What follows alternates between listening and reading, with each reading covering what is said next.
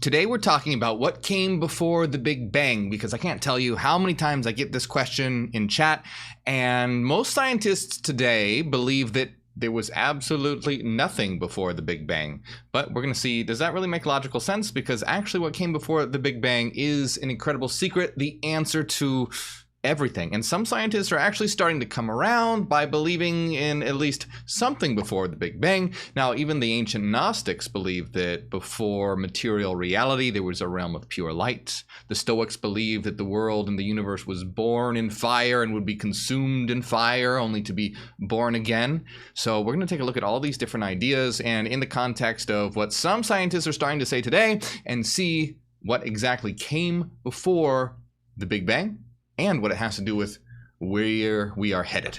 All right, let's jump right into it by taking a look at an article from mindmatters.ai. Again, this is an awesome site. Highly recommend it. I don't agree with everything on it, but it's a really good site.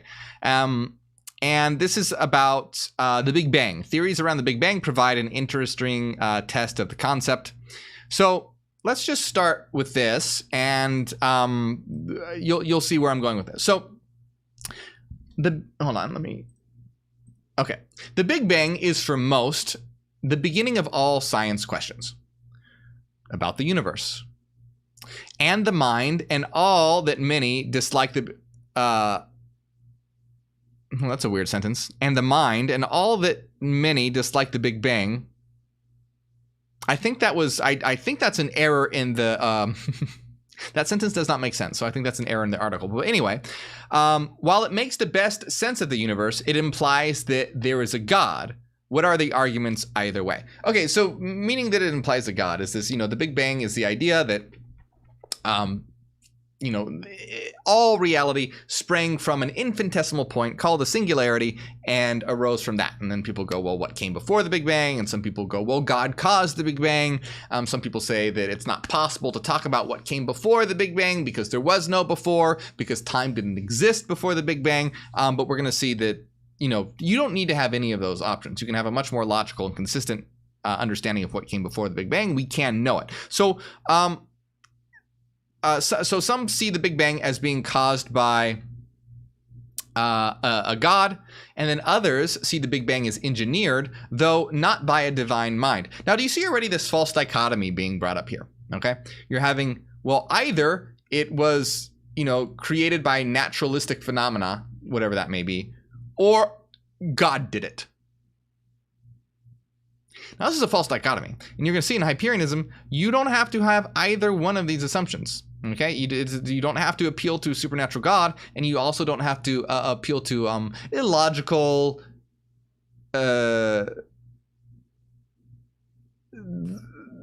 positing, like, say, random quantum fluctuations, which is completely illogical and not possible. Let's continue. So, Harvard astronomer Avi Loeb argued in Scientific American last October that advanced aliens engineered the Big Bang. And that when we humans are sufficiently advanced, we will create other universes as well. Loeb's hypothesis is not logically stranger than the many that attempt to account for the Big Bang without underlying information and intelligence. Okay, now see, like, this is a very good case in point to show that. Now, I don't know Avi's actual position. All I know is Avi's position is what I'm reading right here. But if what I am reading right here is accurate to Avi's position, this is a great idea to show how even very intelligent people, someone who's a Harvard astronomer, can't use logic and reason correctly, if this is truly their position. Because according to this article, what their position is that aliens engineered the Big Bang, and that when we are sufficiently advanced, we will create other Big Bangs. Okay. But if you're going to say that aliens created the Big Bang, you have to say how those aliens can possibly exist. You see what I'm saying? If you're saying that we came from a Big Bang, and then we will be a sufficiently advanced species to be able to create another Big Bang, well, that implies that whoever created this Big Bang, such as aliens, came from a Big Bang prior to them.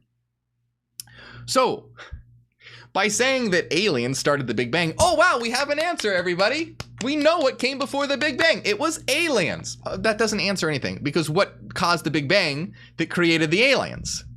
Oh. See, this is why human beings today are very bad at reason. Most humanity is borderline insane. You cannot say that you obviously have an infinite regress, and this should be blindingly obvious to anyone. Now let's take another example, okay? Let's just take another example, because aliens, all right, that's not really too generally accepted, right? That's kind of an out there theory. But let's look at another one. So some people say that what caused the Big Bang was random quantum fluctuations. Okay, so if you're going to say that random quantum fluctuations caused the Big Bang, you have to be able to say how random quantum fluctuations exist. Like, how do they exist? By what mechanism do they exist? And furthermore, randomness is actually not a explanation. Randomness is literally a non-explanation, because randomness has no rational mechanism. So randomness is the opposite of reason. So if you are saying, positing randomness as a cause for something, you're literally giving an irrational answer, because randomness is not rational. And I mean true randomness, not pseudo randomness. Rolling a die, a random number generator on a computer, that's pseudo randomness. If you want to know more about randomness and why it's impossible, check out my video called what's it called? Something about chaos. How chaos changes your conception of reality, or chaos. Just do a search for chaos on my YouTube channel and you'll find it. But you see how people think these ideas are unexplainable, but they're not. It's just that humanity is not exercising reason correctly. It should be blindingly obvious that if you are positing aliens, that's not an answer, because you have to say how the Big Bang that caused the aliens started. And if you are positing random quantum fluctuations, well, where do the laws that govern random fluctuations, where did they come from? And also, randomness is literally the opposite of an explanation. It is a non-explanation. And so you continuously get these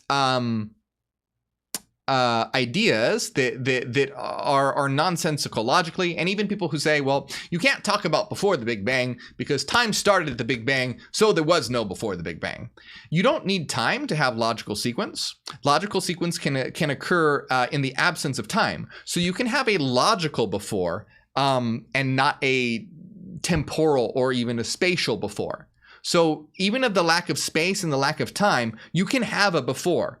It's a logical concept, not a spatial temporal existent. So anyway, I'm going off a little bit topic here, but I know that it's important to think about big pictures, okay? You can't just go, oh, well, what came before the Big Bang? Aliens!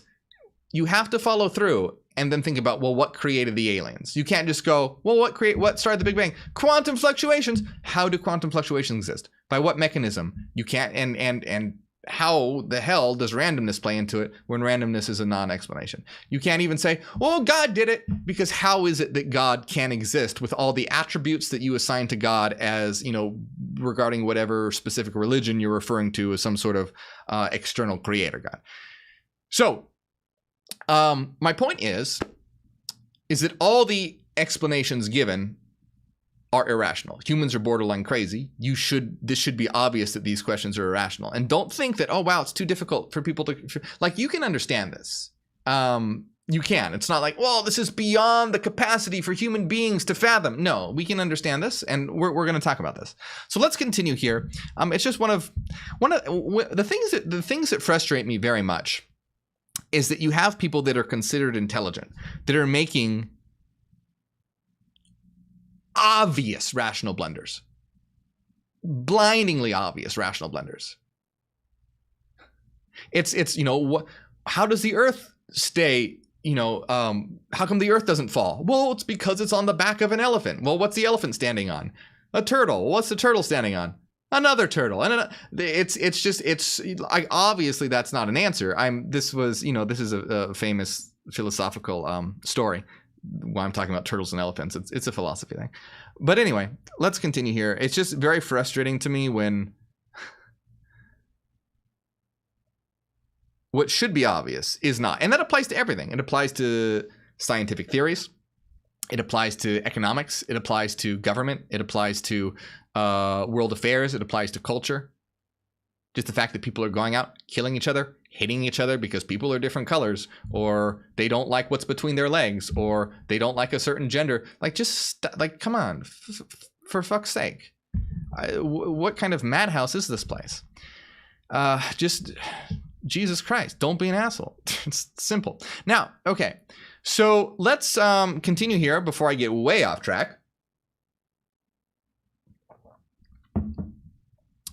So this Avi thinks that aliens engineered the Big Bang. So Avi's hypothesis is not logically stranger than the many that attempt to account for the Big Bang without underlying information/intelligence. So here's the thing. We are going to talk about an underlying information/intelligence, but that does not imply a creator God. You see this conflation usually of, well, either there's a naturalistic explanations like aliens, or there's a supernatural explanation like God did it. False dichotomy. You can have an underlying information and intelligence without that underlying information and intelligence being a creator God. And so let's continue. So it does not appear that the Big Bang had a natural beginning. It was the beginning. Before it, there was nothing at all, which is a hard concept for us to grasp. Because it's not true. At least the way they understand and define and conceptualize nothingness.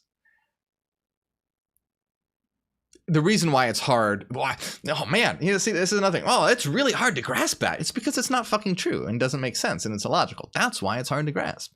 Everything in quantum mechanics that is so difficult for science. The collapse of the wave function and quantum entanglement and superposition. Wow, it's really hard to. A particle is nowhere at once until the probabilistic wave function collapses, and then it actually takes on one determined location until we measure it. Wow, that sounds almost crazy. Yeah, because it's not that. That's why it sounds crazy, because it is crazy. It's very easy when you understand that, say, for example, superposition is based on an internal coding of the particle that determines its trajectory. And it only seems probabilistic, but it's not actually probabilistic because you deny an internal component to particles. So anyway, this article is really annoying me.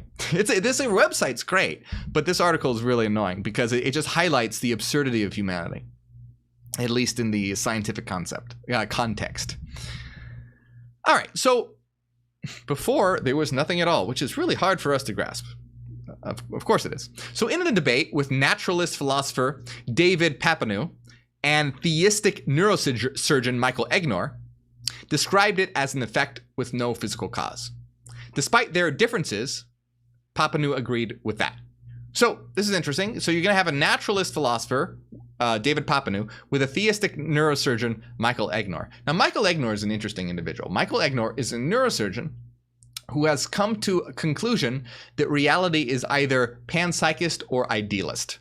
So Michael believes, based on a lot of things, and a large element dealing with his experience as a neurosurgeon with the brain, that reality is not material. He either takes a panpsychist or idealist position. Last I was caught up with Michael, he was a panpsychist, but leaning towards idealism. So he believes that the world either has an intrinsic foundational inner mental component to it, or that reality is all mind and that matter is an illusion. However, he also believes in the creator God of the Bible. You don't have to do that. Just because reality is mind and not matter does not mean that the creator God of the Bible is true. Like that's such a huge logical jump. You don't have to go from being like, oh, reality is material, and so I am an atheist. Oh, wait, I have discovered that reality is not material. I am now an idealist. So the God of the Bible exists and Jesus is my savior. That's a huge logical leap. You don't have to do that. You can understand that reality is mind and mental, but you don't have to go, start eating the blood and flesh of Christ. You don't have to do that. Don't stop it. It's not good for you. So some have argued that there were multiple Big Bangs, each building on the ashes, so to speak, of the last. Now, this is important, okay? So some have argued that there were multiple Big Bangs, each building on the ashes, so to speak, of the last. This is very close to the idea of the Hellenistic school of philosophy known as Stoicism. So the Stoics were very intelligent. They developed incredible breakthroughs in logic. They thought that reality was, based on reason, and that cultivating reason was extremely important to life. And they believed that the universe would be consumed in fire and then born again from that consuming fire in an endless cycle. So that's important to keep in mind, because that's important with what we're about to discuss, because that's very close to the position that is now being discussed in the article. Some have argued that there were multiple Big Bangs, each building on the ashes, so to speak, of the last. So University of Birmingham philosophy professor Alistair Wilson attempts to explain the concept poetically, relying on cosmologist Roger Penrose. Now, Roger Penrose is a very smart person. I have a lot of respect for Roger Penrose. Now, Roger Penrose does not get everything right, but gets increasingly closer and closer to our position, which I haven't even discussed our position yet. I will. I just want to give you a background of everyone else's position to show you how our position is sort of a synthesis, but goes beyond and above of all these other positions. We aren't naturalists. We aren't referring to theism. You'll see. Okay. So anyway, so this is a quote by Alistair Wilson discussing on ideas by cosmologist Roger Penrose. For a philosopher of science, Penrose's vision is fascinating. It opens up new possibilities for explaining the Big Bang, taking our explanations beyond ordinary cause and effect. It is therefore a great test case for exploring the different ways physics can explain our world. It deserves more attention from philosophers.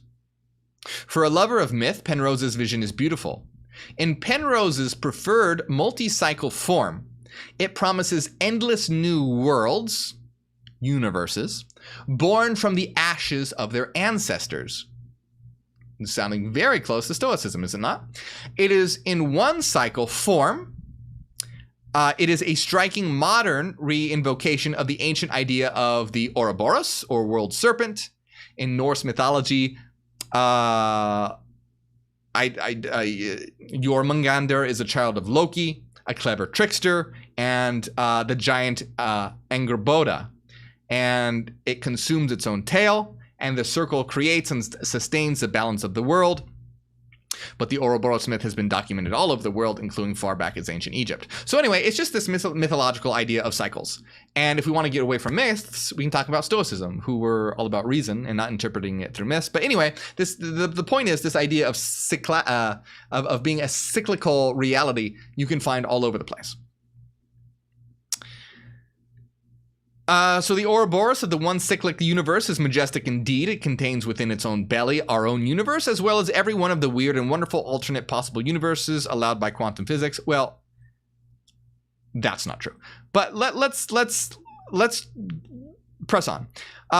Well, it sounds grand, but once we take our explanations beyond ordinary cause and effect, we lose the power of logic to evaluate them.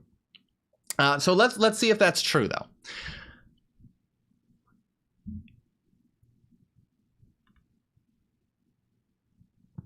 Now, this is very important. So neurologist Stephen Novella offers another approach, also hat-tipping cosmologist Roger Penrose. You'll see a lot of these people are referencing Roger Penrose because Roger Penrose comes very close to some ideas of ours. So Novella outlines a theory by which the universe could have come about from nothing without a beginning by asking us to reimagine what nothing is. Perhaps there can't be nothing, but the fact that the universe is expected to wind down until it undergoes heat death, maybe he considers a way out. And I still...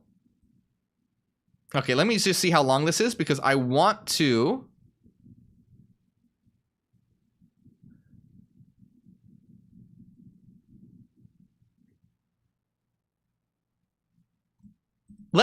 before we start reading what Novella is going to say, okay?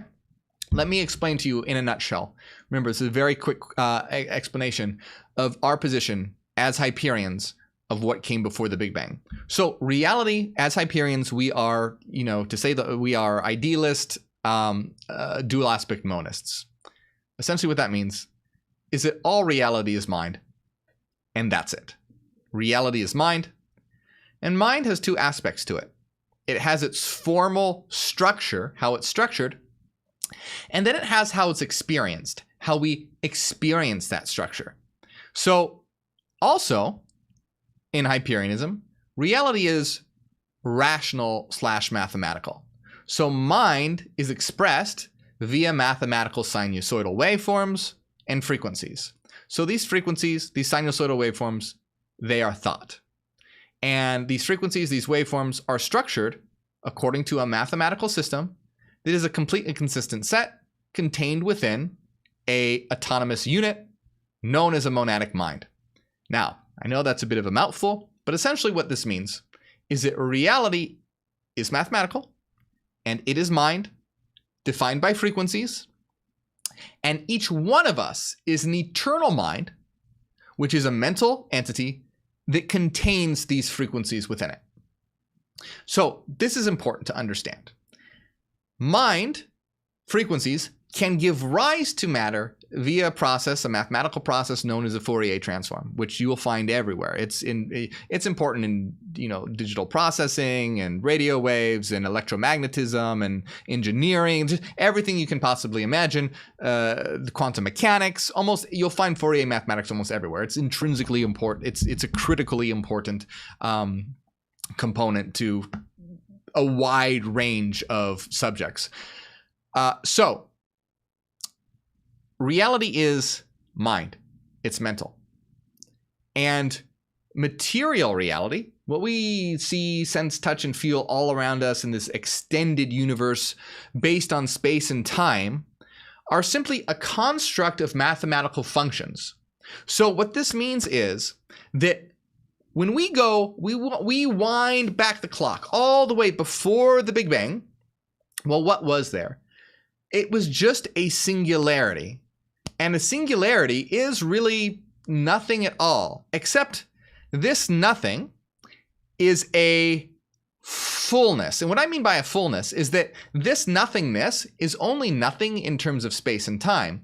Mentally, it is absolutely bursting with energy as sinusoidal waveforms. So what this means is before space and time, there simply existed mind, a domain of pure mind, a domain of pure frequency, pure thought. There was no space and there was no time yet. It was a domain of pure frequency and pure thought. In mathematical terms, frequency functions. There were no space time functions. So this all existed within the singularity because mind requires no spatial extension or temporality for its existence. So mind exists as pure frequency and pure thought.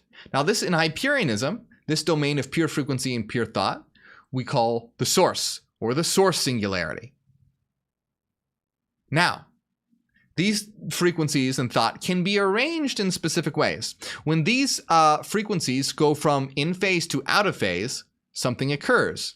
And if you take a look at, if anyone is familiar with Fourier transforms, I won't get into it too much because probably most people aren't familiar with Fourier transforms. But if anyone out there is familiar with Fourier transforms, if you look at the Fourier transform of and in that phase, if you look at the phase spectrum of a Fourier transform, and the phase spectrum is 0, what you're going to get, and this is the Fourier transform of a constant, right? So let's say the Fourier transform of 1.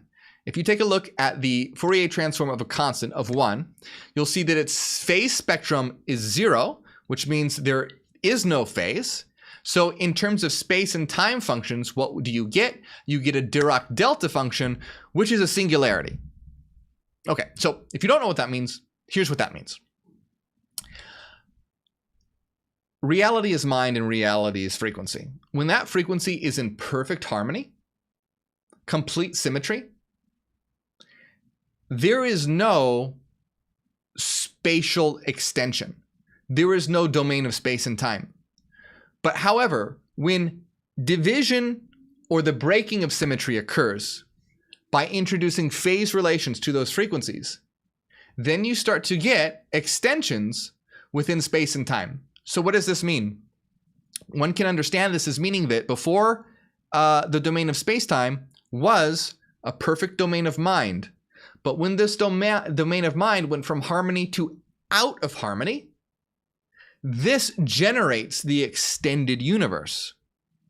So what the Big Bang was when a realm of frequency, which we can call a mind, and it's a mind made up of all of us as units of that mind, which is all of us acting together. When it goes from out of phase, or when it goes from in phase to out of phase, that is what generates the domain of space-time, and that is what gives rise to everything around you. And what you can think of it, it's very, very similar to when you go to sleep and dream, you generate a dream world.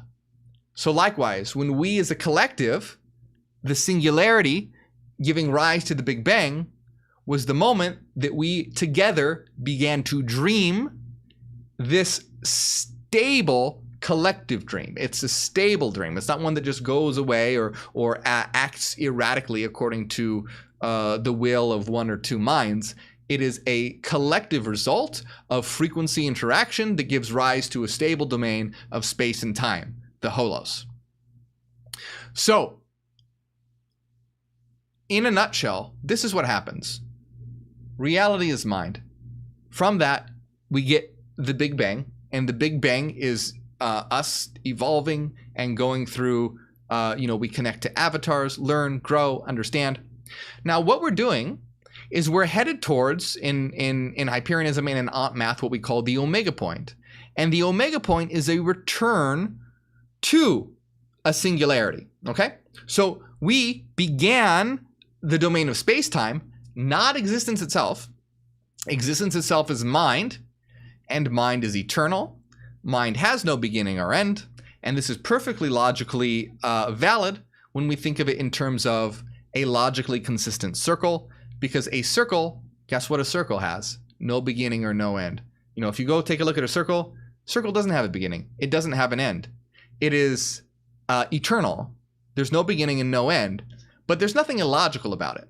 Now, what would be illogical is if you say it had a line with no beginning and no end. Now, that's a problem. That's infinite regress. But a circle, and I don't want to get into, I could get more technical there, so put an asterisk next to the line thing, because that has to do with, we can talk about asymptotic behavior and stuff like that, but I'm not going to do that right now, because that's a whole other tangent. So a circle is eternal, okay? And this is how we account for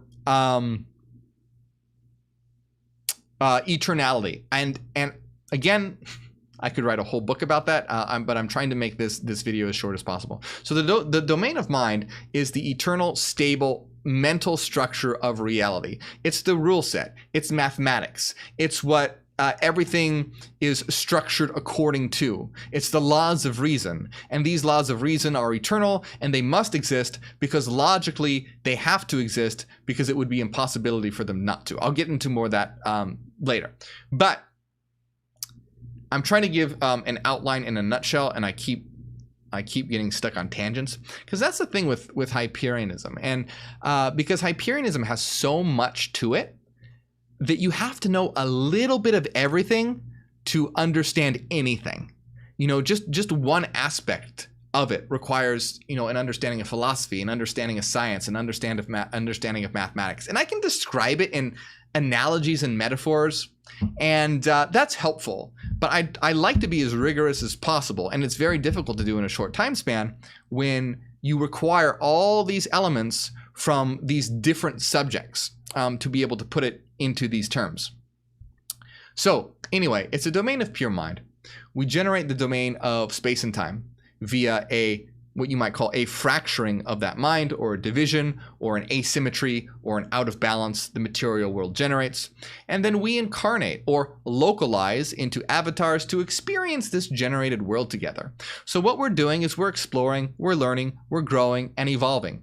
So what's happening is that as we are growing and learning and exploring and evolving, that disarray or that asymmetry of mind begins to organize itself more symmetrically. Because as we grow, learn, and evolve, we learn to work with each other better. We learn to work better as a collective. We learn to work in harmony. We understand what existence is. So we are going from that fractured state. As we learn and grow, we are becoming more and more unified. We are becoming more and more symmetrical. So we were born from this Big Bang, which was a shattering of symmetry. But now we are on our way as we understand reality. We understand each other. We get to better as a collective. We're evolving and growing, and we are restoring that symmetry, which means, guess what? We are headed towards another singularity, which comes from the omega point, or which we call the omega point. It doesn't come from the omega point. We are going to the omega point. So you see, a singularity is a state of pure mind. Okay, space and time came from that singularity because that pure mind experienced a breaking of symmetry. Now, as we become more and more symmetrical in terms of frequencies and our mind, we are heading towards another singularity, which is the omega point.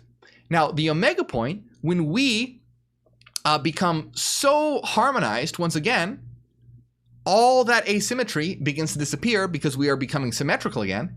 And guess what happens? That's the end of space-time.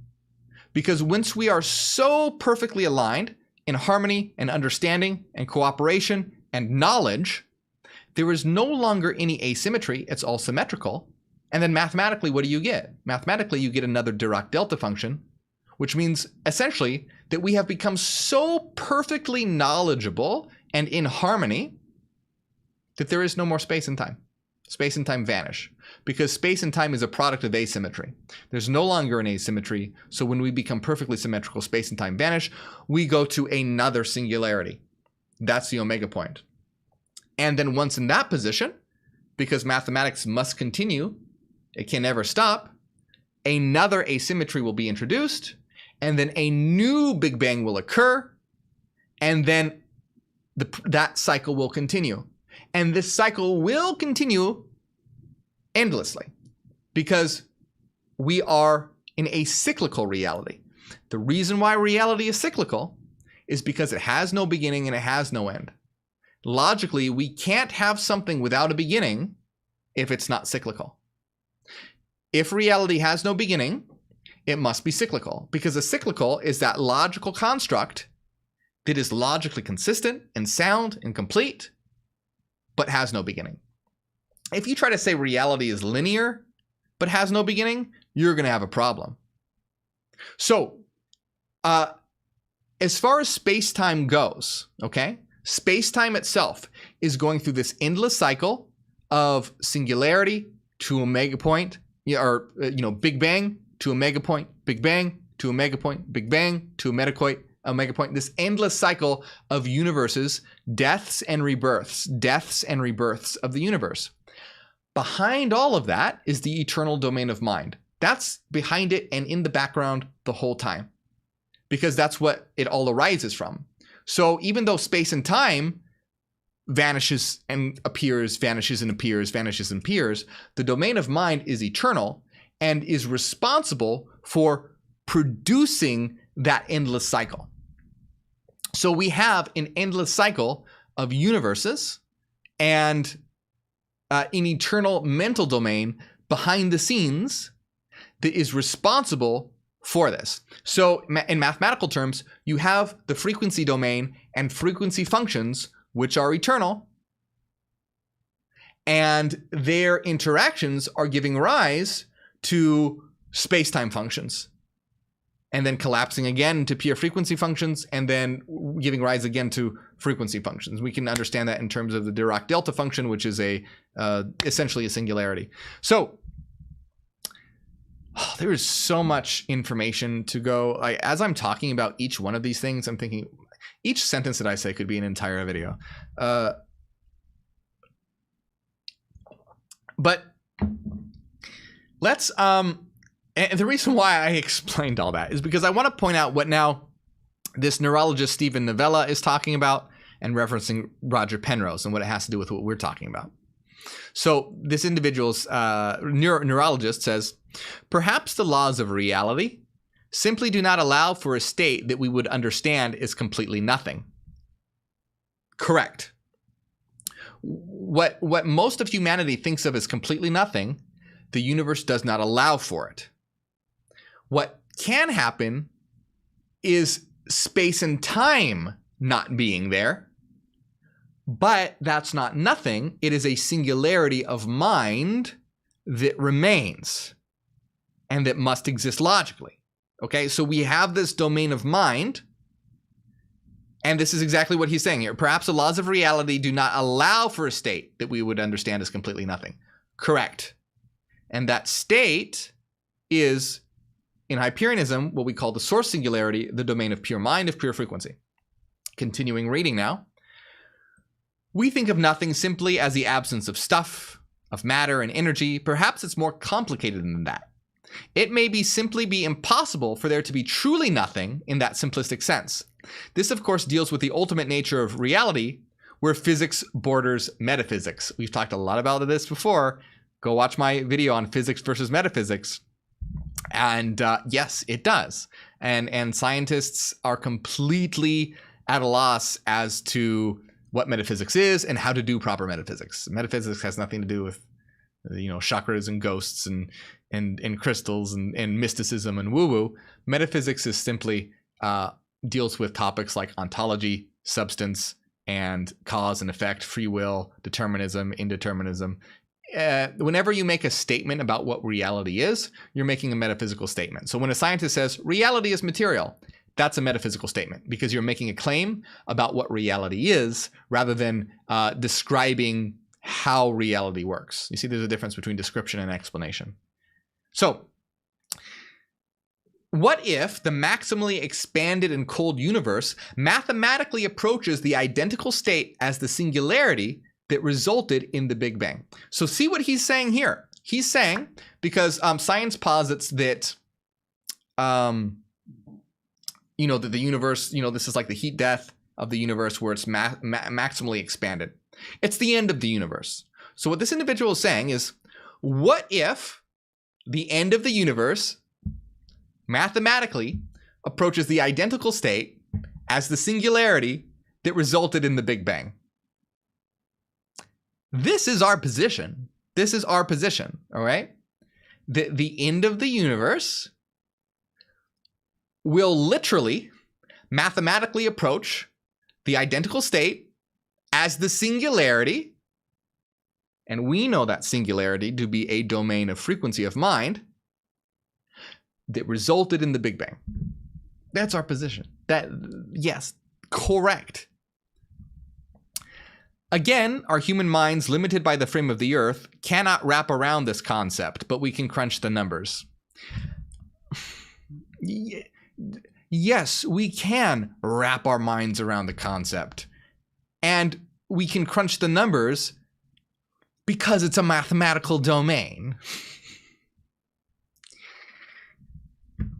Anyway, at some point, the heat-death universe becomes a singularity and then starts another cycle of the universe. Yes, precisely. The only thing that this person is missing is they don't understand that beneath this is the frequency domain. The domain of reason, pure reason, structure, frequency, formal reality. I mean, formal reality applies to the frequency domain and the space-time domain. All reality is formal reality, but the frequency basis of existence. So this person is understanding that it goes from, this neurologist is understanding that it goes from Big Bang to the end of the universe, which collapses into a singularity, to another Big Bang. They're getting that. They're just missing the fact that the singularity is a domain of pure mind, and that source singularity never goes anywhere. It's always there behind the scenes. So here's a way to think about it. Think of the domain of mind as being like a computer program. Think of it like ones and zeros. Now think of those ones and zeros arranging themselves in a way such that it generates a video game world.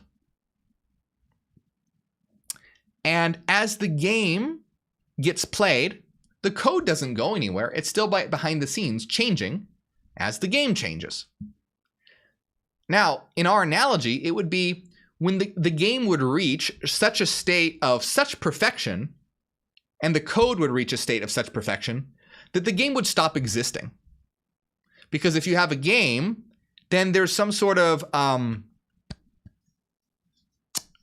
disharmony at some point, right? There's something that is, if you have a game, there's always going to be a conflict of some kind. Even extensionality, just extension, physical extension, we can think of as a kind of a conflict or not conflict, but disunity. If you just have extension, a here and a there, that implies a lack of unity, because at total unity, there would no longer be a here and a there. So when something reaches perfection, the spatial temporal aspect exists. It stops existing, but the code doesn't stop existing.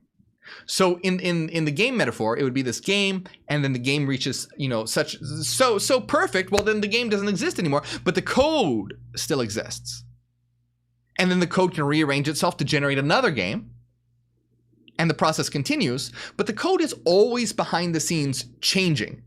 It's never gone. It never disappears. It never goes anywhere. There's just this, but the game is different. The game has a beginning and an end, and a beginning and an end, and a beginning and an end.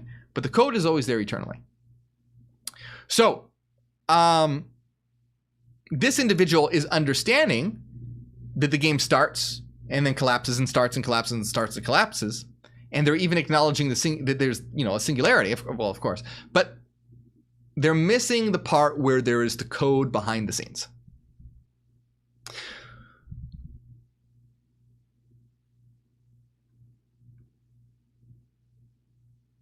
So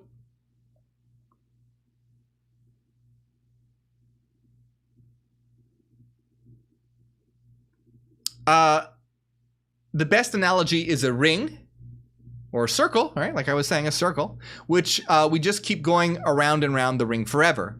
But there's no true beginning or end. In this concept, there is no beginning or end, and there is no before.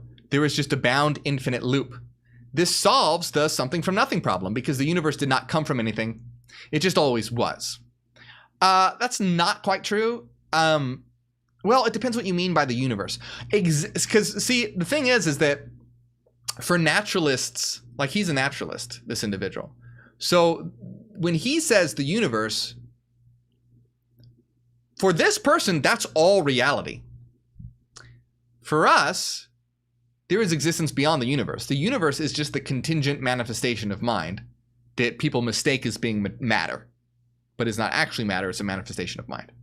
So the universe does end. The domain of mind doesn't, but when it ends, it will begin again. And it ends, and so there's that brief moment of a phase change.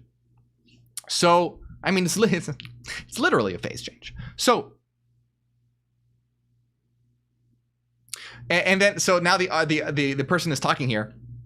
The writer of the article says, in that case, the matter that makes up the universe must assumed to be an eternal something. No, it doesn't. So this person is saying that, oh, well, that means that matter must be eternal. No, it doesn't mean that matter is eternal.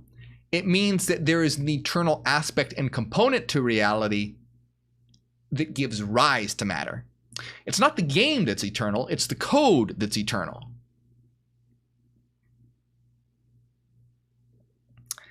Novella places his trust in mathematics. Thank the Lord. But it's hard to know if we should trust mathematics if he is right. And then he goes on to quote the good book. In the beginning, the Lord creates the heaven and earth is a simpler explanation. Well, no shit, it's a simpler explanation, but it's an impossible explanation. So it's not an explanation. I could say the magic bunny pooped out the earth. Like it's not, yeah, it's simpler. You don't have to do any math. You don't even have to look at numbers. You can just believe in the magic poop bunny. Like you can't just say, and the Lord created the heaven and the earth and be like, wow, that's some good insight there. No, it's not. It's nothing. So, in the beginning, the Lord created the heavens and the earth is a simpler explanation, in that it has the advantage that God is not considered to be either the universe or part of the universe. All right.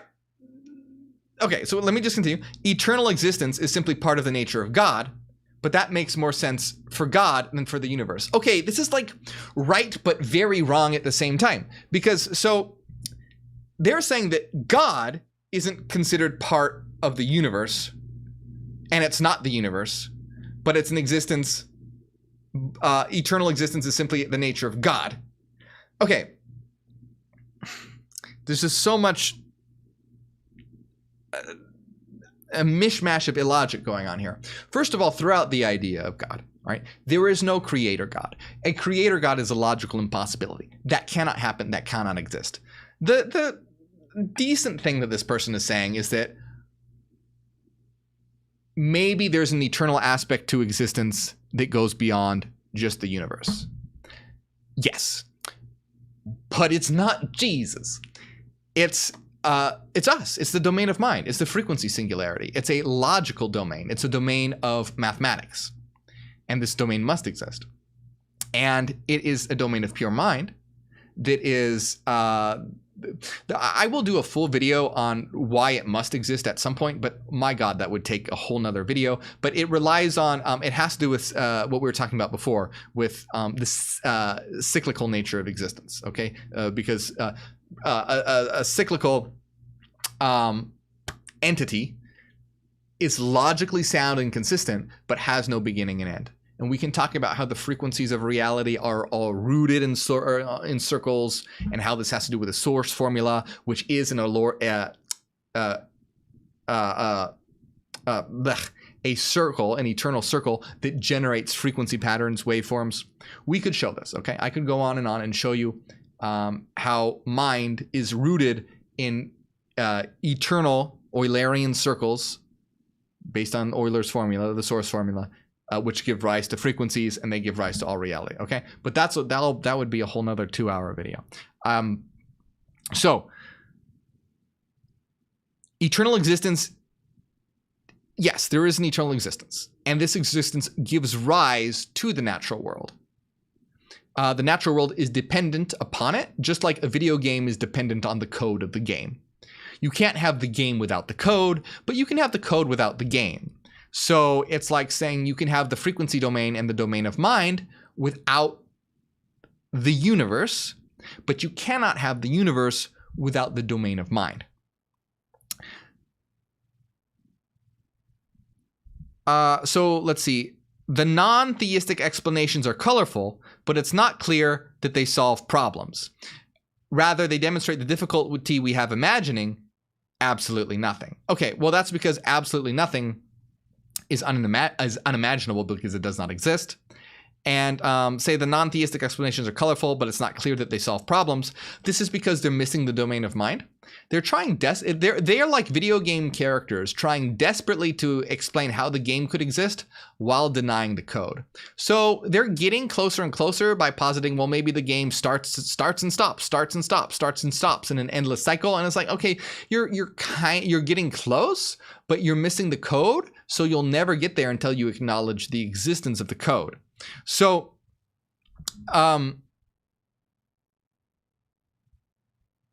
the biggest thing to understand here is, do you see this huge false dichotomy where you have naturalistic science on one hand, and then you have this idea of an eternal God on the other hand?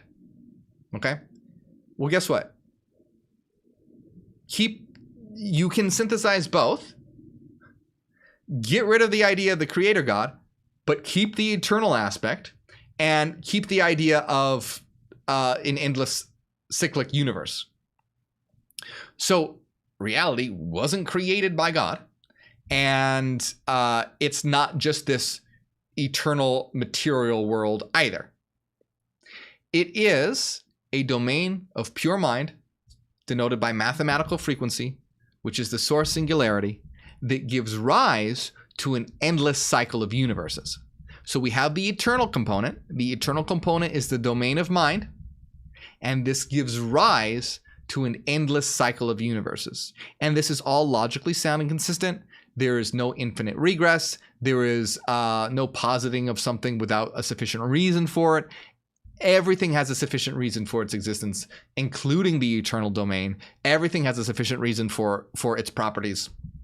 And you don't have to appeal to creator God, and you don't have to appeal to naturalistic science. So always remember, you have these people always trying to get you to choose. Well, is it God or is it natural science?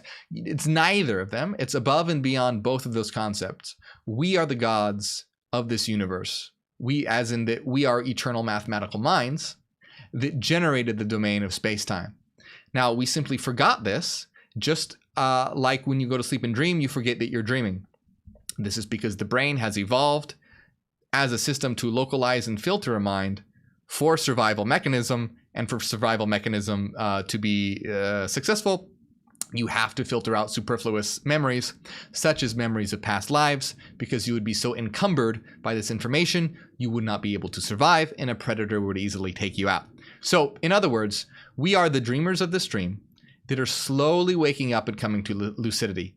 Those of us who are Hyperian and at different, and have achieved hyper awareness are lucid in this dream, and our job is to go out and to wake up the others, find the others, wake up the others, because we are here. We are here as the consciousness of reality, of the consciousness of the absolute. We are the lucid consciousness of the absolute, here to awaken our other unconscious selves to the fact that we are here in this world together.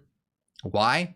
So that we can grow, learn, and experience together in a harmonious way, so that we can continue to build and create, as the gods of this world, more harmonious structures, more harmonious civilizations, more self-actualizing institutes, in a world where we are achieving our truest and best selves and on a path to more knowledge and better experiences and more meaning. All right? Like, how's that? Can we do that? Can we please do that? Instead of having a capitalistic, fucked up nightmare where people are dying, starving, hatred based on gender, based on race, based on sex, constant war, constant bloodshed. I mean, what do you want? Like, you choose. Because this experience is up to you. Because it's up to us, and it starts with you. And the reason why we live in such a shitty place is because not enough people have done anything about it. Not enough people have stood up. Not enough people have helped enact this world that we can have. And it's not a utopian dream. Having a world where there isn't constant war, killing, and bloodshed isn't a utopian dream. It's a bare minimum. That's where we start. That's the ground floor where we start to build beautiful, brilliant, and meaningful experiences. So those people who are telling you, oh, it's a utopian dream, fuck them. They are the brakes on the progress of the world and us as a collective. So now that you know where we came from and where we are going, let's make the journey there a lot more meaningful and a lot more beautiful. I want to give a big shout out to everyone who supports on Patreon, especially Cassidy, Alana, Renaissance Fairy, Michael, Evie, Alan, Angela, and Slip Fox Socks, and everyone else. Thank you so much. Hey, if you ever feel like you've learned something or gotten something from my videos, consider supporting on Patreon. You know, you help me out and I can help you out and we can help the world out. And it's a feedback loop. And hey, remember that Patreon is the best way to support my work because it's really hard on YouTube and Facebook with all the censorship and BS you have to put up with. And you get access to a lot of cool stuff like our weekly secret live streams, our hidden Discord server, The Citadel, and I really appreciate it. So thank you very much.